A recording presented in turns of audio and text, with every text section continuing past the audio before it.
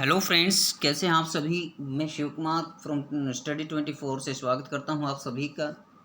और जैसे कि हमने 7th क्लास की जो ज्योग्राफी है वो शुरू की हुई है और इसके अंतर्गत हम जो अपना 7th चैप्टर है वो डिस्कस कर रहे हैं।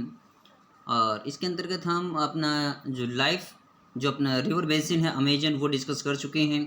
Life in the river basin, Amazon river basin, उसको हम डिस्कस कर चुके हैं। और आज इसके अंतर्गत इस वीडियो के अंतर्गत आज हम डिस्कशन करने जा रहे हैं अपना life in the Ganga Brahmaputra basin, यानी गंगा ब्रह्मपुत्र के अंदर लोगों का जनजीवन कैसा है, किस प्रकार से वहाँ पर लोग अपने आजीविका का संचालन करते हैं, आजीविका चलते हैं, कहाँ कहाँ पर इस गंगा ब्रह्मपुत्र की लोकेशन है, ये सब अब हम जानने की कोशिश करेंगे। देखिए, भारत का सबसे उपजाऊ मैदानों में से एक है ये। The tributaries of reverse Ganga and Brahmaputra together form the Ganga Brahmaputra basin in the Indian subcontinent. Figure जो 8.8 है ये आपको दर्शा रहा है।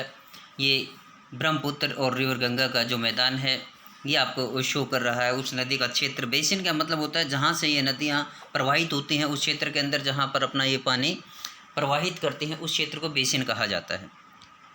तो गंगा और ब्रह्मपुत्र की जो सहायक नदियाँ हैं उनके द्वारा अपवाहित क्षेत्र को भारतीय जो उपमहाद्वीप है इसके अंतर्गत इस क्षेत्र को जो है गंगा ब्रह्मपुत्र का क्षेत्र कहा जाता है। जैसा कि फिगर 8.8 के अंदर भी आपको देखने को मिलेगा मैपिंग के अंदर से। और यहाँ पर ब्रह्मपुत्र नदी का जो आपको फिगर 8.7 के अंदर दिया हुआ है फिगर, यहाँ पर किस प्रकार से एक नौका इसके अंदर दिखाई दे रही है आपको। The basin lies in the sub tropical region, और ये जो आपका बेसिन है, ये जो क्षेत्र है ये आपका सब ट्रॉपिकल शीतोष्ण क्षेत्र के अंदर स्थित है। Between 10 degree north to 30 degree north, यानी 10 डिग्री उत्तर से 30 डिग्री उत्तर के अंदर उत्तरी अक्षांशों के मध्य ये स्थित है। The tributaries of the river Ganga like the Ghaghara, the Son, the Chambal, the Gandak, the Kosi and tributaries of Brahmaputra drain it. देखिए, इस क्षेत्र के अंदर बहने वाली प्रमुख जो नदियां हैं गंगा, ब्रह्मपुत्र और साथ में उसकी जो सहायक नदियां हैं, जैसे गंगा की प्रमुख सहायक नदियां जो कि घाघरा है, सोन है, चंबल है, गंडक है, कोशी है, केन है। ये सहायक नदियाँ जो कुछ उत्तर की दिशा से प्रवाहित होने वाली और कुछ दक्षिण की दिशा से प्रवाहित होने वाली नदियाँ इसके जो इस विशाल क्षेत्र का निर्माण करने में मदद करती हैं। कुछ ब्रह्मपुत्र जो है जो कि तिब्बत के पठार से निकलकर अरुणाचल प्रदेश से भारत के अंदर प्रवेश करती है, वहाँ पर इसको दिहांग, दिबांग, लोहित, ये इसकी जो प्रमुख सहायक नदियाँ हैं जो इसके इस विशाल मैदान का निर्माण करती हैं। Look at the atlas and find names of some tributaries of the river Brahmaputra. ये अभी जो मैंने आपको नाम बताए, लोहित, दिहांग, दिबांग, ये इसकी जो प्रमुख सहायक नदियां हैं ब्रह्मपुत्र की। The plains of the Ganga and the Brahmaputra, the mountains and foothills of the Himalayas and the Sundarban delta are the main features of this basin. इस क्षेत्र की प्रमुख विशेषताएं जो आपका सुंदरवन डेल्टा है वो इसकी प्रमुख विशेषताएं हैं। और पहाड़ी क्षेत्रों से निकलकर और उनके जो पदस्थली जो क्षेत्र है वहाँ तक इन क्षेत्रों का जो है निर्माण है। यहाँ पर इस मैपिंग के माध्यम से देखिए किस प्रकार से ये गंगा और ब्रह्मपुत्र का ओरिजिन है ये हम यहाँ पर जानेंगे। गंगा और ब्रह्मपुत्र का ओरिजिन, यहाँ से देखिए ये जो एरो दिखा रखा है, यहाँ से ये आपका यहाँ पर ये राक्षसताल और ये विभिन्न है, जहाँ से ये जो इधर से आपकी ये ब्रह्मपुत्र जो नदी निकल करके आगे बिल्कुल अरुणाचल प्रदेश से एक जोर्ज बनाते हुए ये प्रवेश करती है। इधर से ये दिबांग आती हुई इसके अंदर मिल जाती है, लोहित, ये इसके अंदर आकर के प्रमुख सहायक नदियाँ मिलती हैं। उसके बाद ये आपकी जो गंगा रिवर है, यहाँ से ये गंगा नदी ये ऊपर से अलकनंदा और भागीरथी आकर के मिलती हैं। फिर आगे चल करके ये यहाँ हरिद्वार के पास उत्तराखंड के अंदर यहाँ से ये जो गंगा नदी के नाम से बहते, इसके ऊपर यमुनोत्री से ये इसके सहायक नदी यमुना है। और इधर से ये चंबल जो नदी ये जाकर के मिलती है। ऊपर से आपकी घाघरा, गंडक, कोसी, ये विभिन्न नदियाँ जो आकर के मिलती हैं। ये इसका जो ग्रीन कलर के अंदर दिखाया हुआ है ये आपका प्रमुख अफवाह क्षेत्र है। यहाँ से लेकर के इधर ये गंगा का प्रमुख बनता है और इधर से आकर के ये आपका ब्रह्मपुत्र नदी का जो क्षेत्र बनता है, बेसिन बनता है।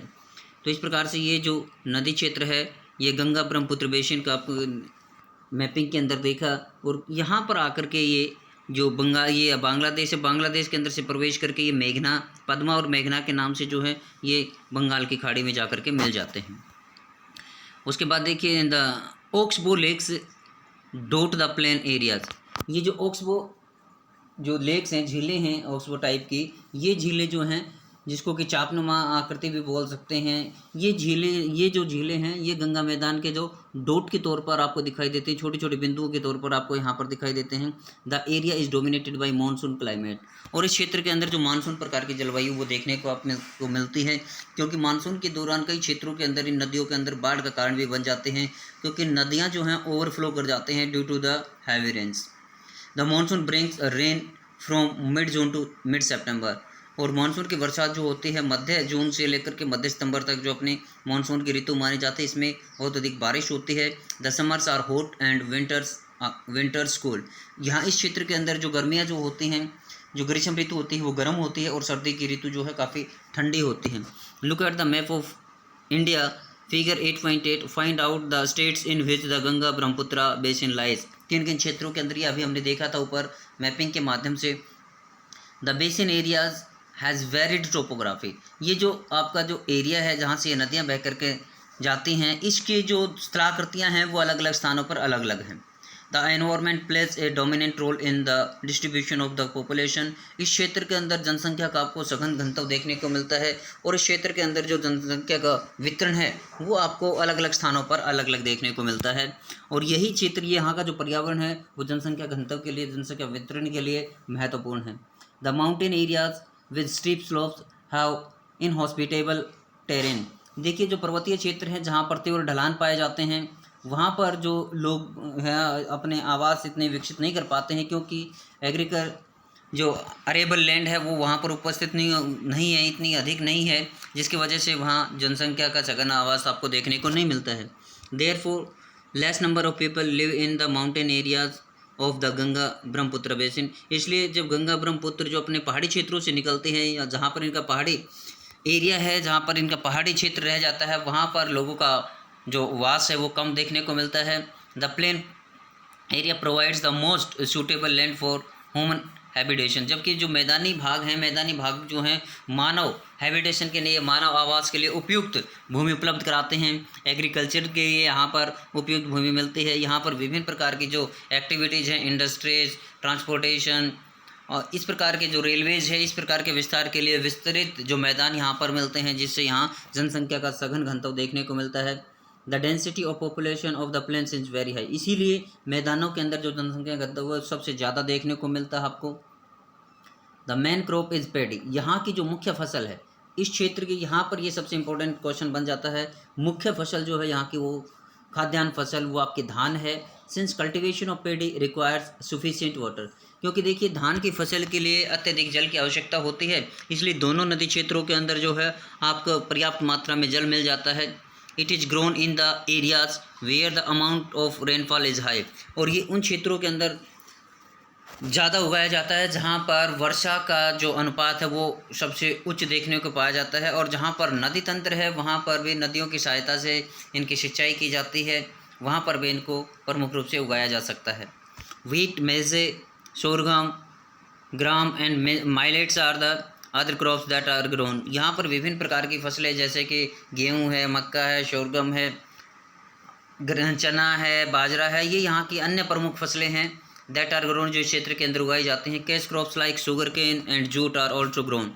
कुछ जो नकदी फसलें हैं जैसे कि गन्ना है, जूट है, ये भी इन क्षेत्रों के अंदर प्रमुख रूप से जो बंगाल और आपका बांग्लादेश वाला एरिया है यहाँ पर इस प्रकार की खेती जूट की सबसे अधिक की जाती है। यदि शुगर केन की बात करें तो शुगर केन अपना उत्तर प्रदेश और हरियाणा वाला जो क्षेत्र है, यहाँ पर हरियाणा के अंदर जो यमुनानगर वाला एरिया है यहाँ पर गन्ना जो बहुतायत में उगाया जाता है, गन्ने का उत्पादन अधिक लिया जाता है। उत्तर प्रदेश के सभी क्षेत्रों के अंदर गन्ने का उत्पादन जो है अधिक होता है। Banana plantations are seen in some areas of the plain. इस मैदान के कुछ हिस्सों के अंदर आपको केलों के बागान भी दिखाई देंगे। In West Bengal and Assam tea is growth in plantations. और असम और पश्चिम बंगाल के क्षेत्रों के अंदर जो पहाड़ी ढलानें होती हैं, ये पहाड़ी ढलानें जो होती हैं चाय के बागानों के लिए उपयुक्त स्थान माने जाते हैं, जहाँ पर आपके चाय के बागान विस्तृत देखने को मिलते हैं पश्चिमी बंगाल और असम के अंदर। Silk is produced through the cultivation of silk worms in parts of Bihar and Assam. जबकि रेशम का उत्पादन जो होता है रेशम कीटों से बिहार और असम के अंदर रेशम का उत्पादन किया जाता है। रेशम का उत्पादन जो है मलबेरी की जो ट्रीज होते हैं उनके ऊपर किया जाता है, मलबेरीज के ऊपर। शहतूत के पत्ते जो होते हैं, शहतूत की पत्तियों को खा करके ये अपने कीट जो अपना भरण पोषण करते हैं और वहीं पर पोषित होते हैं। In the mountains and hills, पर्वतों और पहाड़ी क्षेत्रों के अंदर, where the slopes are gentle, जहाँ पर ढलान जो होती है वो निम्न होता है। Crops are grown on terrace, यहाँ पर जो सीढ़ी नुमा खेत बना करके एक तरह से समोच्च रेखा जुताई करके यहाँ पर खेत में वो आपके खेती की जाती है। ये टेरेस जो एक ऐसा एरिया होता है जो ढलान को काटकर वहाँ पर समतल मैदान बनाया जाता है, सोपान बोलते हैं इनको। ऐसे क्षेत्रों के अंदर यहाँ पर खेती की जाती है, इनको चपटा बना करके।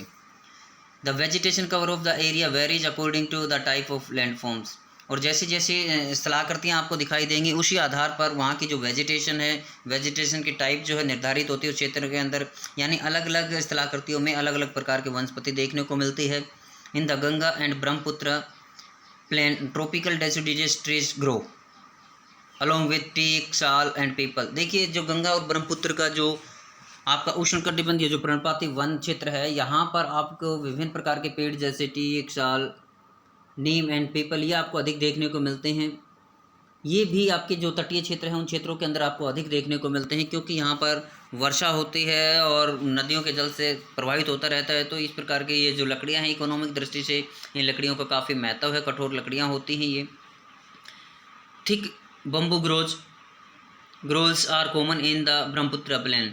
देखिए बम्बू के जो बांस के घने वन हैं ये आपको ब्रह्मपुत्र के मैदानों के अंदर, ब्रह्मपुत्र के क्षेत्र के अंदर यानी असम और आपका जो बांग्लादेश वाला एरिया है यहाँ पर आपको विभिन्न प्रकार के जो बांस के जो वन है वो देखने को मिलते हैं। The delta area is covered with the, ये देखिए यहाँ पर आपको विभिन्न प्रकार के ये द टी गार्डन, असम के टी गार्डन का एक सीन दिया हुआ है। इधर आपका पेडी कल्टीवेशन के जो किस प्रकार से जो प्लांटेशन हो रही है पेडी के धान की वो यहाँ पर दर्शाई गई है आपको, कि किस प्रकार से जो अकोमोलेटेड वाटर है उसके अंदर किस प्रकार से जो लेबर, हैंड लेबर से यहाँ पर जो पौधारोपण किया जाता है पेडी का। तो मैंग्रोव फॉरेस्ट, यहाँ पर विभिन्न प्रकार के जो आपको मैंग्रोव फॉरेस्ट देखने को मिलते हैं डेल्टाई क्षेत्रों के अंदर। दलदली जो वन हैं वो देखने को मिलते हैं इन पार्ट्स ऑफ उत्तराखंड। यदि हम ये उत्तर पश्चिमी भारत की बात करें, उत्तराखंड की तरफ वो देखें तो वहाँ पर आपको अलग अलग प्रकार की वनस्पति देखने को मिलती है। Uttarakhand, Sikkim and Arunachal Pradesh, coniferous trees like pine, deodar and fir can be seen because the climate is cool and the slopes are steep. देखिए इन क्षेत्रों के अंदर उत्तराखंड है, सिक्किम है, अरुणाचल प्रदेश, यहाँ पर आपको शंकुधारी वन देखने को मिलते हैं जिनके अंदर पाइन, देवदार और फर जैसे आपको वृक्षों की अधिकता देखने को मिलेगी, क्योंकि यहाँ का जो जलवायु है ये ठंडी जलवायु है और स्लोप्स हैं वो तीव्र स्लोप यहाँ पर देखने को मिलते हैं। There is a variety of wild life in the basin. इन क्षेत्रों के अंदर विविध प्रकार के जीव जंतु आपको देखने को मिलते हैं। Elephants, tigers, deer and monkeys are common. यहाँ पर मुख्य रूप से पाए जाने वाले बंदर, हिरन, बाघ ये आपके प्रमुख क्षेत्र में, हाथी हैं ये आप पाए जाने वाले प्रमुख जानवर हैं। The one horn rhinoceros is found in the Brahmaputra base plain. Brahmaputra के मैदान में पाए जाने वाला एक प्रमुख जो जीव है जो कि एक सींग वाला गेंडा यहाँ पर अधिक देखने को मिलता है। पर्टिकुलर जो ब्रह्मपुत्र का मैदान जो असम के आसपास वाला कांजीरंगा वाला जो एरिया है वहाँ पर। In the delta region area Bengal tiger, crocodiles and alligator are found. Alligator ये एक टाइप होती है आपकी घड़ियाल जो मगरमच्छ होते हैं उसकी एक प्रजाति होती है। इस प्रकार के जानवर आपको जो आपके बंगाल के साइड वाला जो एरिया है डेल्टाई क्षेत्र है वहाँ पर आपको देखने को मिलते हैं। Aquatic life abounds in the fresh river water. जो आपके जलीय जीवन है या आपके नदियों के जो ताज़ा जल है उसके अंदर इनकी अधिकता देखने को मिलते हैं। The lakes and the bay of Bengal sea. आपकी जो झीलें हैं, बंगाल की खाड़ी है, इनके अंदर आपको जो ताज़े जल के जो स्रोत हैं इनके अंदर आपको विभिन्न प्रकार की मछलियों की प्रजातियाँ यानी जलीय जीवन देखने को मिलता है। The most popular varieties of the fish are the rohu, catla and hilsa. रोहू, कतला, हिल्सा ये आपकी विभिन्न प्रकार की जो प्रसिद्ध मछलियों की प्रजातियाँ हैं। Fish and rice is the staple diet of the people living in the area. इन क्षेत्रों के अंदर रहने वाले लोगों का मुख्य जो खाद्यान्न है वो चावल और मछली इनका मुख्य खाद्यान्न है। यहाँ पर देखिए ये वन हॉर्न राइनोसरस या असम के जंगलों का सीन आपको दिया हुआ है। क्रोकोडाइल्स यहाँ पर दिखाए गए आपको किस प्रकार से इन क्षेत्रों के अंदर ए सोर्स ऑफ लिवलीहुड। यहाँ पर देखिए Vinod is a fisherman living in the Matwali man village of Bihar के मतवाली गांव का रहने वाला एक मछुआरा है Vinod. He is happy man today, आज वो बहुत ही खुश इंसान है। With the efforts of the fellow fisherman, अपने साथी लोगों के सहयोग से, मछुआरों के सहयोग से, Ravindra Kishore, Rajeev and others, he cleaned the man और माउन और ऑक्सबो लेक, उसने माउन और जो ऑक्सबो लेक है उसकी सफाई की है। To cultivate different varieties of fish, ताकि यहाँ से अधिक जो किस्म की मछलियाँ हैं वो यहाँ से पकड़ी जा सकें। मैंने अपने व्यवसाय को अधिक सुचारू रूप से चलाने के लिए इन्होंने यहाँ पर क्या किया है, जो माउन गांव है, जो क्षेत्र है, उसकी सफाई की है। द लोकल वीड यानी जो वेलेनेरा है और हाइड्रिला है, that grows in the lake is the food of the fish, जो कि इसके अंदर वेलेनेरा और जो हाइड्रिला जो कि स्थानीय क्षेत्रों के अंदर जल के अंदर पनपता है, ये जो मछलियाँ होती झीलों की उनका खाद्यान्न होते हैं, उनके मुख्य आहार होते हैं। The land around the lake is fertile, इसके आसपास की जो भूमि है वो उपजाऊ है। He shows crops such as paddy, maize and pulses in these fields, इन मैदानों के अंदर वो धान, मक्का और दालों जैसी फसलें उगाते हैं अपने आजीविका के लिए। The buffalo is use to plough the land, भैंसे का इस्तेमाल जो है भूमि की जुताई करने के लिए ये लोग करते हैं। द कम्युनिटी इज़ सेटिस्फाइड, यहाँ की जो समुदाय, यहाँ के जो लोग हैं वो अपने इन दिनचर्याओं से, अपनी क्रियाओं से काफ़ी संतुष्ट हैं। There is enough fish catch from the river, नदियों से पर्याप्त मात्रा में जो है मछलियाँ पकड़ ली जाती। Enough fish to eat and enough fish to sell, यानी मार्केट के लिए और विभिन्न प्रकार की जो मछलियाँ हैं यहाँ से वो कलेक्ट कर लेते हैं बाजार के लिए। To sell in the market, they have even begun supply to the neighbouring town, आस पड़ोस के क्षेत्रों के अंदर भी इन्होंने मछलियाँ जो है सप्लाई करना, मछलियों की आपूर्ति करना शुरू कर दिया है। The community is living in harmony with nature, और ये यहाँ की जो समुदाय है ये प्रकृति के साथ अपने समन्वय के साथ रहते हैं, प्रकृति के साथ तालमेल के साथ ये लोग रहते हैं। As long as the pollutants from nearby towns do not find their way into the lake waters, जब तक यहाँ पर देखिए प्रदूषण जो है इन जलाशयों के अंदर नहीं पहुँचता है तो ये प्रकृति के साथ अपने समन्वय के साथ अपने क्षेत्रों के अंदर खुशहाल रहते हैं। The fish cultivation will not fish any treat, तो इस प्रकार से जब तक यहाँ पर विभिन्न प्रकार का प्रदूषण इन क्षेत्रों के अंदर नहीं फैलेगा तो इन क्षेत्रों के अंदर जो मछली उत्पादन है जो इसी प्रकार से चलता रहेगा। यहाँ पर किसी प्रकार का जो है मछलियों के जो उत्पादन पर किसी प्रकार का कोई फर्क पड़ने वाला नहीं है। तो यहाँ पर देखिए, do you know to accelerate the efforts to achieve universal sanitation coverage and to put force on sanitation, the Prime Minister of India launched the Swachh Bharat Mission on 2 अक्टूबर 2014। देखिए, विश्व स्तर पर स्वास्थ्य अभियान को लॉन्च करने के लिए या सार्वजनिक क्षेत्रों में जो स्वास्थ्य सुविधाओं को अधिक कवरेज देने के लिए माननीय प्रधानमंत्री श्री नरेंद्र दास मोदी ने 2 अक्टूबर 2014 को स्वच्छ भारत अभियान जो लॉन्च किया था, जिसके तहत विभिन्न क्षेत्रों को साफ करने के लिए जो एक बीड़ा उठाया गया है, एक तरह से योजना बनाई गई है, उसके तहत विभिन्न शहरों को साफ़ किया जा रहा है। तो उसके बाद देखिए गंगा के अंदर जो लोगों का जनजीवन है उसको देखते हैं। The Ganga Brahmaputra plain has several big towns and cities, देखिए गंगा ब्रह्मपुत्र जो नदी है इसके आसपास जो है बड़े बड़े कस्बे और बड़े बड़े शहर हैं। The cities of Allahabad, Kanpur, Varanasi, ये लखनऊ जो है ये इसके ऊपर नहीं, पटना एंड कोलकाता, ये जो आपका लखनऊ वाला एरिया है ये आपके इस पर नहीं है, ये गोमती नदी के तट पर स्थित है। With all the population of more than 10 lakh are located along the river Ganga, ये गंगा नदी के तट पर पाए जाने वाले प्रमुख क्षेत्र हैं। लखनऊ जो है ये आपका गोमती नदी के तट पर स्थित है, ये बाकी आपके अदर सभी जो है इसके ऊपर स्थित हैं। यहाँ पर देखिए, the waste water from these towns and industries is discharge into the rivers, इन देखिए इन क्षेत्रों से ये जो कस्बे बसे हुए हैं, जो शहर बसे हुए हैं, इन शहरों से जो वेस्ट पदार्थ जल है, जो अपशिष्ट पदार्थ जो जल है उसको जो है नदियों के अंदर ड्रेन कर दिया जाता है, नदियों के अंदर बहा दिया जाता है।